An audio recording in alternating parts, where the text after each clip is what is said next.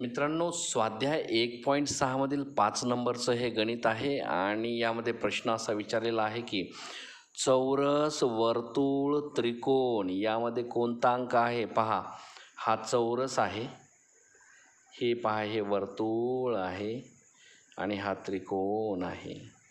तर वर्तुळाचा घेर, हा चौकोनाचा घेर आणि हा त्रिकोण पण या सगळ्यांच्या मधात असलेला एकच अंक आहे, तो म्हणजे 7. बघा दिसला का, तो 7 आहे.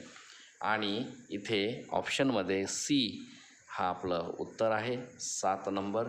7 हे हा जो अंक आहे तो वर्तुळाच्या, त्रिकोणाच्या आणि चौकोनाच्या म्हणजे चौरसाच्या ह्या तिन्हींच्याही मधोमध इथे आहे.